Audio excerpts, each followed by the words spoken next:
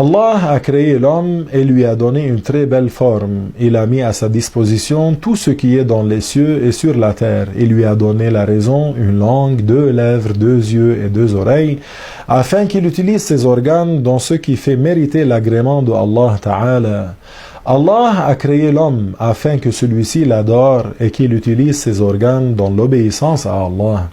Allah a accordé au croyant un privilège qui le distingue des autres, car le croyant accomplit l'obligation la plus éminente que Allah lui a ordonné d'accomplir, à savoir reconnaître l'unicité de Allah Ta'ala, croire en Allah et en son messager, être musulman. En effet, le croyant a, en tant que tel, une valeur éminente selon le jugement de Allah Ta'ala. La loi incite fortement à le respecter et à ne pas l'humilier. Selon la loi de l'islam, faire du tort aux musulmans est un péché qui mérite un châtiment. Par exemple, si quelqu'un fait de la médisance à l'encontre d'un croyant sans excuse valable, aura commis ainsi un des péchés de la langue, etc. Voici quelques sortes de péchés qu'il est obligatoire d'éviter. Parmi les péchés du cœur, par exemple, il y a l'orgueil, l'animosité et l'envie. Parmi les péchés de l'œil, il y a regarder le croyant avec mépris et dédain. Parmi les péchés de la langue, il y a se moquer d'un croyant, c'est-à-dire le rabaisser. Il y a également toute parole, geste ou signe qui fait du tort à un croyant. Et rire d'un croyant pour le rabaisser, car cela revient à le blesser et ça c'est haram.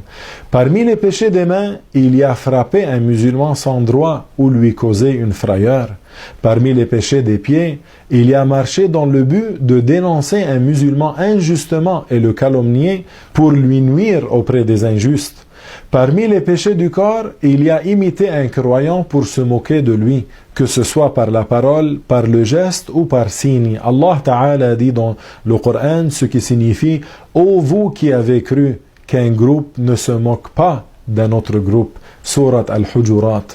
Il se peut que l'imitation d'un croyant consiste à rire de ses paroles s'il a bafouillé ou s'il s'est trompé, ou bien de son travail ou encore de son apparence non gracieuse. Il convient donc au croyant d'aimer son frère croyant, d'avoir de la tendresse envers lui et de l'aider. Le prophète sallallahu alayhi wa sallam dit ce qui signifie dans l'affection, la compassion et la tendresse qu'ils ont les uns pour les autres, les croyants sont à l'exemple du corps. Si l'un de ses membres souffre, le reste du corps s'y associe dans la veille et la fièvre. Ce hadith est rapporté par Al-Bukhari et Muslim. Suite à mes propos, je demande à Allah subhanahu wa ta'ala d'augmenter l'amour entre nous et je demande à Allah subhanahu wa ta'ala qu'il nous réunisse avec le prophète Muhammad au paradis. Inna Allah ala kulli shay'in qadir walhamdulillahi rabbil alamin.